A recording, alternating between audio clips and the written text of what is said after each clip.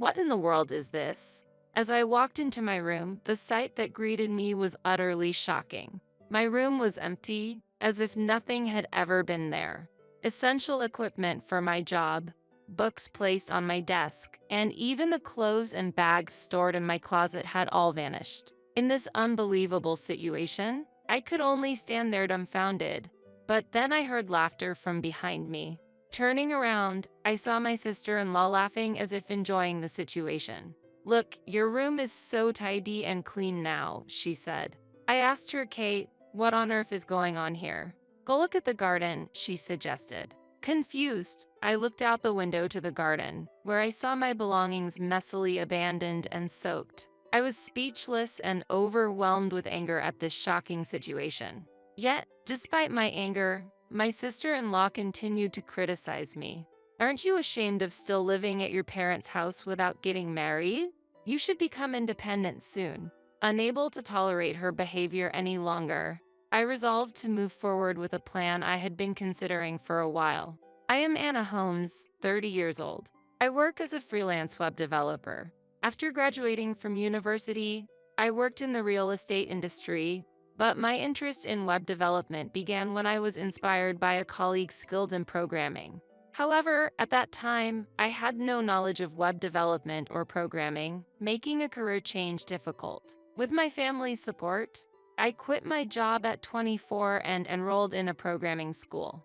I had little savings, so I moved back with my parents, who helped me with tuition, and I managed to graduate. After graduating, I immediately started my career as an independent programmer. In the beginning, I only had a few small projects, and my income was unstable. But after a year, my work was recognized, and I received more projects.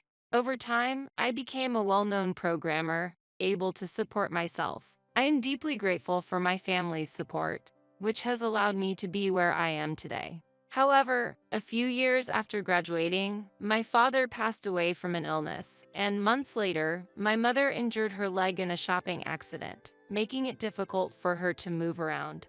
After my father's death, my mother, living alone, found it challenging to even shop at the local supermarket and needed care.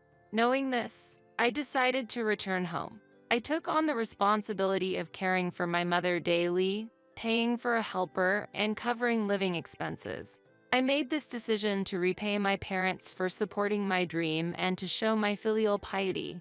Then, one day, my brother, who had married Kate 3 years earlier, suddenly returned home with his belongings. Surprised, I asked, "Brother, why are you here so suddenly?" Without any warning, he had crossed the threshold of our family home. "Actually, the company I was working for went bankrupt," he began to explain quietly. Shocked, I could hardly believe it.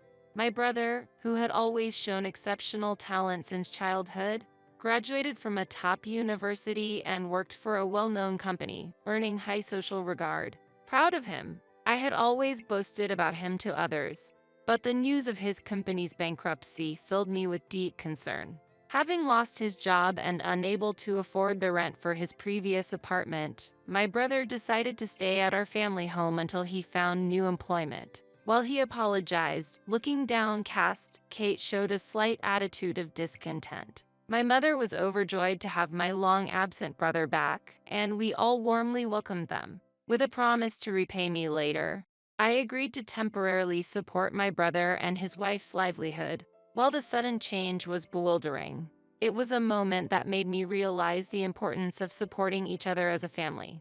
Although I needed to focus more on my work, I never imagined that living with my brother and his wife, Kate, would significantly change my daily life. Since my brother and his wife returned home, he has been going out for job interviews almost every day, and he is rarely at home during the daytime. For most of the time, my mother spent her days in bed and seldom left her room. While I was immersed in work in my own room, the door slowly opened without any warning. Startled by the sudden opening of the door, I stopped my work and turned toward it. There stood Kate with a displeased expression.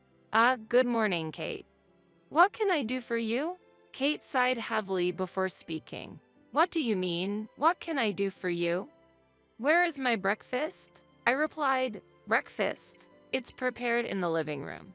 I prepare breakfast daily, considering my mother's health. How can you expect me to eat something so tasteless? Make it again, quickly. I was astonished by her unreasonable demand as she barged into my room without even knocking. Despite being my sister-in-law, I couldn't let her say anything she wanted and firmly responded to her demand. I am currently working and do not have the time to cook. If the meal I prepared does not suit your taste, feel free to use the kitchen yourself. This response seemed to offend Kate, who became even more confrontational. Why should I, a guest, have to cook, and your so-called work is just playing on the computer? I felt quite angry at her dismissive view of my profession. Standing up, I approached Kate with a stern look. What? It seemed that Kate felt intimidated by my angered demeanor. Please stop. As I've said, I am working. If you're dissatisfied with your meal, prepare it yourself. After stating this, I escorted Kate out of the room, pushing her out as she protested, "What do you mean by this?" and locked the door. What is going on? I was focused on my work, needing to earn a living for my brother's family when this disturbance occurred. With growing concerns about our future, I returned to my work. Later, Kate ceased her overt selfishness but began using my personal items without permission. From skincare products on the vanity to makeup items and hair treatments in the bathroom, she deliberately chose to use mine. While I'm not particularly obsessive about cleanliness, I felt a strong discomfort at her using my belongings, including cosmetics, without permission and repeatedly asked her to refrain. When I say, "Kate, you've been using my cosmetics recently without asking, could you please stop?" She responded dismissively as if ignoring my request. "I'm just using what's on the vanity. If you don't want it used, keep it in your room. Besides, you don't need such cosmetics when you're working from home, right?" Angered by Kate's rude response, I realized arguing was futile and decided to keep all my belongings in my room. Yet, Kate began sneaking into my room to use my items when I wasn't around. Her actions escalated, and she started using my cherished bags and clothes without permission. No matter how much I protested, Kate's behavior remained unchanged, leaving me feeling helpless. In this situation, I considered seeking help from my brother, but he was consumed with his efforts to find a new job. Seeing him return home with a face full of disappointment and fatigue after unsuccessful interviews, I couldn't bring myself to add to his worries, so I kept silent. Amid the ongoing stress with Kate, I was suddenly faced with a 2 to 3 day business trip. Feeling responsible for my mother's daily care, I initially wanted to decline the trip. However, the company requesting my presence was a long-term business partner since the beginning of my freelance career, making it difficult to refuse. After sharing my concerns with my mother and brother, they encouraged me, despite my worries. "Don't worry, the helper will be here. Focus on your work," my mother assured me, while my brother said, "It's just 2 to 3 days. I have interviews, but I'll try to stay home as much as possible. So go ahead without worrying." Encouraged by their words, I decided to go on the 2-night, 3-day business trip. When I returned home with haste, I was greeted by the sight of my bedridden mother and only Kate remaining. On the day I was to return, my brother had an unavoidable job interview with a company, so he had been away since the previous day. I thought Kate was not the type to do housework, merely spending her time at home. So I was surprised when I returned home after stopping by the supermarket. Upon arriving home and temporarily placing my belongings, I proceeded to my room, only to be utterly shocked by what I saw. What in the world is this? My room was empty, as if nothing had ever been there. Essential equipment for my job, books placed on my desk, and even the clothes and bags stored in my closet had all vanished. In this unbelievable situation, I could only stand there dumbfounded, but then I heard laughter from behind me. Turning around, I saw Kate laughing as if enjoying the situation. "Look, your room is so tidy and clean now," she said. I asked her, "Kate, what on earth is going on here?" "Go look at the garden," she suggested. Confused, I looked out the window to the garden, where I saw my belongings messily abandoned and soaked. I was speechless and overwhelmed with anger at this shocking situation. Yet, despite my anger, Kate continued to criticize me. Aren't you ashamed of still living at your parents' house without getting married? You should become independent soon. Unable to tolerate her harsh words, I reached my breaking point. I decided to move forward with a plan I had been considering. Indeed, it is somewhat embarrassing to still be living at home at my age. I plan to leave this house next month. I responded to Kate, harboring anger inside. I'll be happy to see you go. Finally, I'll be free from living with you. Kate could not hide her joy. The feeling is mutual. Living with you has been stressful, so this is a good outcome for both of us. My words seemed to touch a nerve and she glared at me, saying, "Get out of here soon," before leaving the room. After she left, I quickly went outside to the garden. My belongings had likely been thrown out there the day before. After last night's rain, they were covered in mud. First, I checked if my computer and other essential work equipment were still functional. Fortunately, all these devices were working correctly, so my work was not affected. I need to think about my living situation next. I had been considering buying a new residence for a while. The current house was aging and not suitable, especially for my mother, who required care. I had planned to move to a new home once my savings reached a certain amount. I had discussed this plan with my mother beforehand, but she was worried and did not see the necessity, not wanting to burden me. However, to repay my mother and escape living with Kate, I contacted the real estate agency I had been considering. Days passed, and when my brother found a new job, I discussed Kate's actions with my mother and brother. They were angry at Kate's behavior and promised to support me. My brother had been critical of Kate's behavior and began considering divorce after this incident. To be honest, I've been fed up with her usual behavior. She didn't try to find a job and kept being selfish.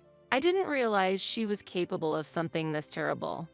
I deeply regret overlooking it. My brother expressed his remorse. "There's no need for you to apologize," I reassured him, and he expressed his gratitude. Eventually, our family discussed and decided on the moving plans. All that remained was to set a specific date for the move. One day, while planning the move to our new life, we learned that Kate was planning a trip with her friends. We decided to use this opportunity to move. After seeing Kate off at the door on the day of her trip, we quickly started the moving process. Since we had already sent most of our belongings to the new home, only large furniture and appliances remained. While unpacking at the new house, Kate urgently called my brother's phone. "What should we do?" When my brother asked, I decided to answer the call on his behalf. "Hello." From the other end of the phone, I could feel Kate's intense anger. "What are you doing?" When I got back home, everything was gone. "And why are you answering my husband's phone?" "Where is Tom?" "He is here, but do you need something?" "Need something?" When I got back, everything was gone except for mine. "What is this situation?" "We've moved to a new house as a family," I explained. "What?" Kate was confused and could not grasp the situation. "Kate, you told me to leave the family home, didn't you?" "We just followed your instruction. I only told you to leave, not everyone. But you didn't specify that I should move out alone." Realizing the gravity of her own words, Kate faltered. "I didn't specify alone, but how could you afford a new home? Tom only recently got a job, so where did the money come from?" "I covered all the costs myself," I interjected. "You might not know, but my current job is quite reputable, and I earn enough to buy a house." "Really? But your job is just typing on a keyboard." "It may seem like that to you, but actually, my profession provides enough to support the family." Kate truly believed that I was just typing on a keyboard and dependent on the family. Through this conversation, she realized how disadvantageous her position was. Then Kate changed her tone, seemingly asking for help. "Anna, I deeply regret my past mistakes. I didn't know you were such an accomplished person. I wish you had told me that from the beginning." I expressed my indignation at her sudden change of heart. "Asking for forgiveness now is a joke. What you did, scattering my belongings and all, is unforgivable. You'll fully compensate for everything. I truly regret it. So, can I have your new address first? There's no way I'll tell you that." I don't want to have anything to do with you anymore, and just so you know, I'm aware of the affair you've been hiding from my brother." Kate gasped. Indeed, during a conversation with the three of us, my brother told me about Kate's affair. Since returning to the family home, Kate had been in an affair with a former high school classmate, using my cosmetics without permission to go out. The trip she planned on the day of the move was supposedly with her affair partner. Realizing that everything had been exposed, Kate couldn't argue, and silence returned to the other end of the phone. "A completed divorce paper is left for you. Please sign it." With those words, I ended the call. Later, our old family home was set for demolition. Kate continued to live there but eventually had to leave due to the demolition. Thus, the couple went through with the divorce. Kate's affair was exposed, and she was faced with a substantial compensation demand, and I was able to claim additional compensation for my belongings. Kate, who had never worked seriously, had no savings to pay the compensation and ultimately had to rely on her own parents, who decided to cut ties with her after hearing from my brother. As a result, Kate was burdened with a huge debt and lived alone in a cheap apartment, juggling multiple part-time jobs. We started our life in the new house as a family of 3, living happily. My mother was delighted that the family was living together under one roof again.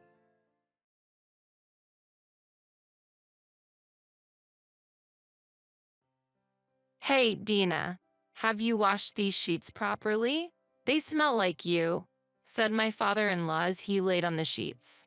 If we had lived together, I might have experienced such bizarre scenes every day. Just the thought of it gives me the shivers. The divorce that resulted from this living arrangement marked the start of my new life. I am Dina. I am 60 years old and divorced. Others may think differently, but I believe that at 60, I still have a lot ahead of me. I taught myself how to use a computer, which was once a challenge, by reading books.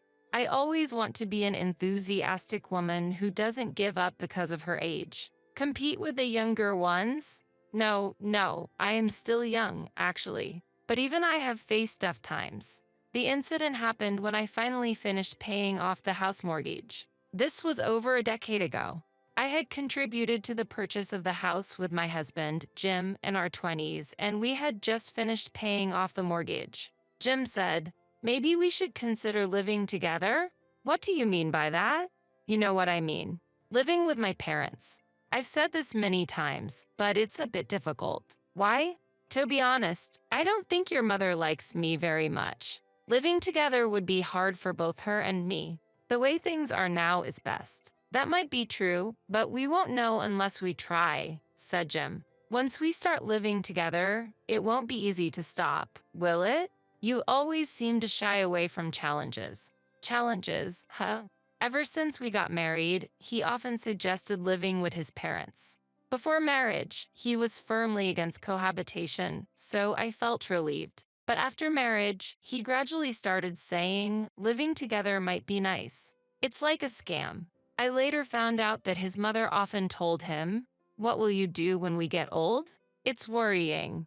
Before I knew it, Jim started feeling a strange sense of duty, thinking living together is my responsibility as a son, a way of loving my parents. I wish he'd feel that not living together is also his responsibility as a husband. I think it's important to care for his parents, but he keeps insisting on living together even though I don't get along with his mother. Holding back my emotions, my relationship with my thoughtless has been gradually worsened, but he seemed completely unconcerned. As the remaining amount on our house mortgage decreased, his suggestions for living together with his parents intensified. I had ignored his words until then, but this was a warning sign. Feeling an impending sense of crisis, one day, I went to the door at the sound of the intercom and was shocked when I opened it. "Hello," said my smiling mother-in-law and father-in-law, standing there. It was 7 a.m. on a Sunday morning. The sunlight illuminated their smiling faces. It was like a holy scene. But that couldn't be so. Stunned by their sudden visit, I stood there frozen. Then Jim appeared behind me, welcomed them with "Welcome back," and led them inside. "Wait, welcome back? What's going on?" Aren't visitors supposed to say excuse us, and the hosts, please come in? Then Jem's familiar words came to mind. Let's live together with my parents.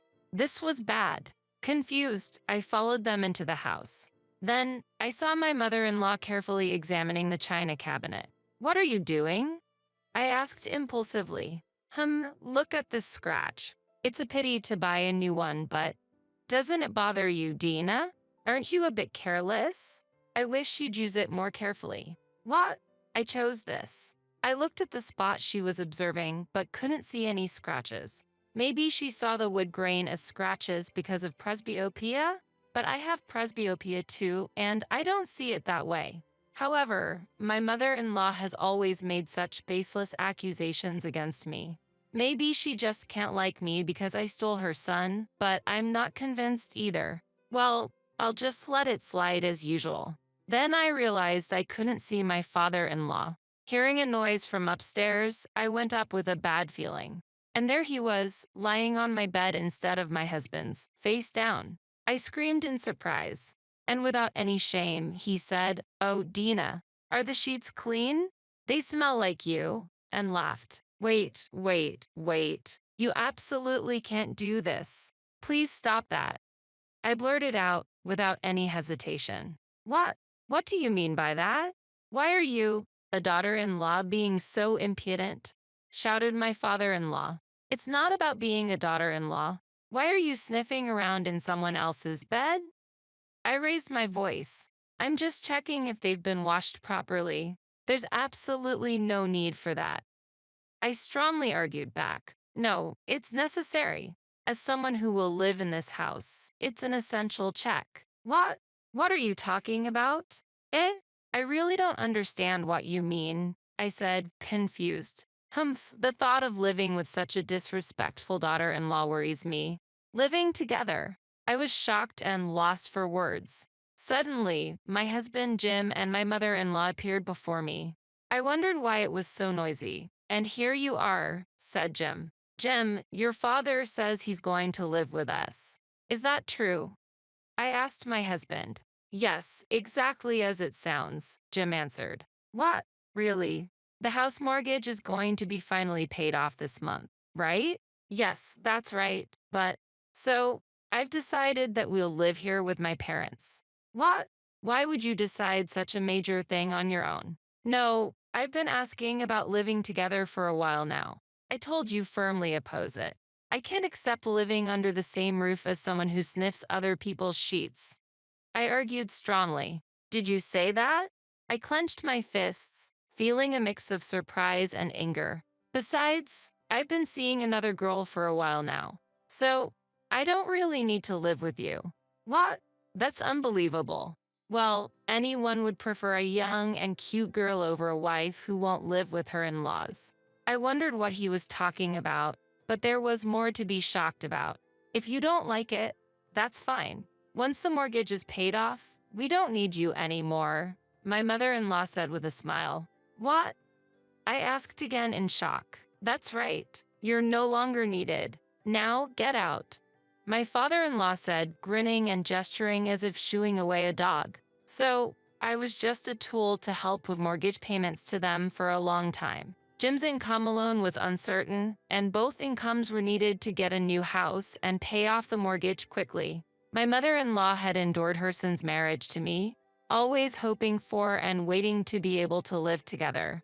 Once the mortgage was paid off, she probably thought she could live with her son again. To them, I was useful like a servant until no longer needed. The more I understood the situation, the angrier I became. I regretted not doing anything until it got to that point. But the house was also important to me. There was no reason for me to be cornered like this. But wait a minute. A sudden idea flashed in my mind, and a light shone in my heart that was filled with despair and irritation. All right, let's all live together. What? My quick response surprised Jim and my mother-in-law the most. They might have thought I would leave easily, but they were taken aback by my unexpected answer. A life with a husband, his affair partner, and in-laws sounds fun, doesn't it? My mother-in-law and Jim's reactions to my statement were so funny that I laughed. But of course, that was just a joke. Who would live together? Of course, I'm leaving. I said. They probably didn't expect me to leave so easily. They must have thought I would beg to stay. Jim was unsettled until the moment I left the house, but I ignored him and eventually finalized our divorce. About a month later, having lost the house and enjoying my free time in a hotel after the divorce, I received a call from my ex-mother-in-law. I really need to see you, she said, though it seemed troublesome. I had a hunch, so I agreed to meet her. When I arrived at the cafe for our appointment, there sat my former in-laws with gloomy faces. As soon as they saw me, my mother-in-law tearfully said, "Dina, thank you for coming." Well, the whole family gathered. "What do you need from your ex-daughter-in-law?" We received a notice yesterday about the division of property. Of course, we're divorced, so we need to discuss property division properly, right? Did you think I wouldn't respond? What? Well, but the situation has changed now. The situation? I repeated the question, and Jim's dejected figure seemed even more disheartened. Jim's company has finally gone bankrupt. Is that so? I thought that might happen. I clapped my hands and said with a smile, I knew it. Dina, what do you mean by I knew it? Jim's income has been decreasing year by year, and last month, there was a delay in his salary payment. That's a sign of a company going under. Such a thing happened. Jim, why didn't you say anything? My mother-in-law's face was filled with anger towards her son. Jim let out a small leap and looked frightened. Well, I never thought the company would fail. People usually notice such things. You're just ignorant, I sharply pointed out, and Jim looked up in surprise, saying what? Immediately, I asked everyone, so, you all gathered here to tell me that Jim has lost his job and can't contribute to the property division? Surely that's not the case, right? Everyone was at a loss for words. Well, Jim was the first to speak up. Our house burned down. What? The house, it burned down. I get that. But how did it happen? It was Dad's cigarette. Huh. Ha ha ha. Living with your parents led to a huge loss. Huh? That stuff? I couldn't help but burst into laughter. I had anticipated Jim losing his job. When divorcing, I thought to myself, I don't want to support such an irresponsible, unemployed husband, and living with his parents would bring more problems. There are also issues when caring for the elderly. So, divorcing was the best choice for me. But I never imagined that his father would burn down the house. This could be the perfect opportunity to speak. A mischievous idea awakened in me. Haha, I'm sorry, but it must be really tough for you. Since Dad and Mom left their home, they have nowhere to live and we don't know what to do. Jim said, truly unemployed and homeless now. Please stop saying things like that.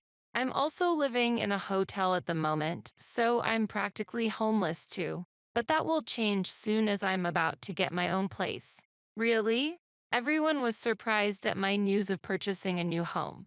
Just the reaction I expected. You know that high-rise apartment near the station? I'm moving there soon. A high-rise apartment. Jim's and my in-laws' faces changed completely. Maybe a high-rise apartment is everyone's dream? For me, I chose it just because it has good security. I wasn't interested in higher floors and chose a lower one to avoid the stress of waiting for elevators. What? We want to live there, too. Dina, can we live with you? Please. Forget everything that happened before. Really, Dina? I'm asking too. As expected, my in-laws shamelessly asked to live in the ex-daughter-in-law's house. Their audacity was astounding. Could it be that my father-in-law planned to burn down the apartment as well? I'd like to help, but after all, I was just an unnecessary existence for you all. Just a wallet for mortgage payments. As I spoke sarcastically, my in-laws hurriedly started praising me. We've always admired your housekeeping skills. You certainly brighten up the home. You're thoughtful and beautiful. In contrast, our son was spoiled and grew up to be unemployed, and we can't handle him. Their only son, my ex-husband, was speechless watching them. Even a beloved son becomes unnecessary if he lacks the ability to support them. Such cruel parental thinking. Hey, Living with so many people might not be bad, I said, and Jim and his parents looked surprised. It might be lively. Dina, what do you mean? Jim asked. Oh, I mean just what I said. As I smiled kindly, everyone's faces brightened. It might be a bit awkward to live with a divorced husband again. As I said this, my mother-in-law responded, Oh, that's true. Don't worry about it. Jim doesn't need to live with you. She said cheerfully. What? Jim was shocked. That's right. Jim can live somewhere else. We can live together with you. My father-in-law chimed in. Wait a minute, Dad, Mom. Why are you leaving me out? Jim protested. Because we can pay Dina for food with our pension, but you can't, his father explained. So, they planned to forcibly live in the high-rise apartment and only paid for meals. I was about to say that, but chose to remain silent and observe the family discord I had instigated. Go ahead, fools, play right into my hands. Then, if you both are receiving pensions, you should find another place to live. We can't afford such wastefulness without a job, not knowing what our future holds. What future are you talking about? You're already in your twilight years. You're an elderly couple with unsteady feet. How rude. We're still healthy. If you're healthy, find a job and use that income for the future. I can't even take a bath or go to job interviews in my current state. Clean yourself in the river. You're always thinking only for yourself. What? You're saying that when you don't do it yourself, you're a failure, an arsonist. Who's the failure? You, the useless son, unemployed and worthless. We don't need you. We're cutting ties. That's fine. I'd rather not have parents who disregard their son. During this family argument, tension filled the air between Jim and his parents. My mother-in-law, in a soft voice, tried to calm my father-in-law. You don't really mean to cut ties, do you?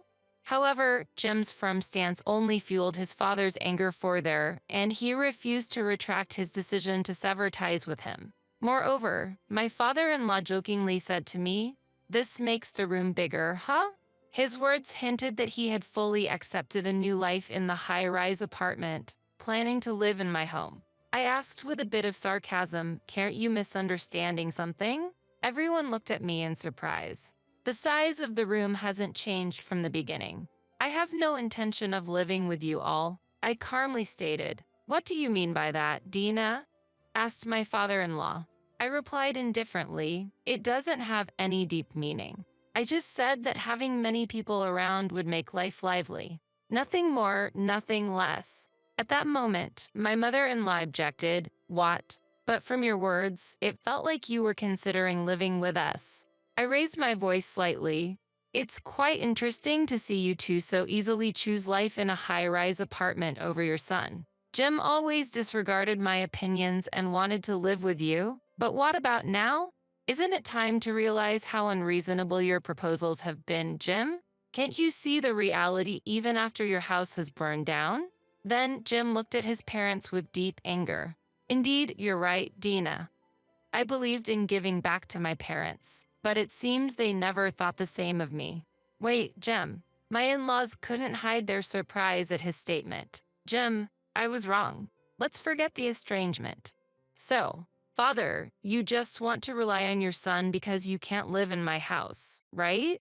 What? No, that's not it. Do you really think so? You seem clearly unsettled. As I smiled and said this, my father-in-law began to panic. Seeing this, Jim's anger became more apparent. I don't need such parents.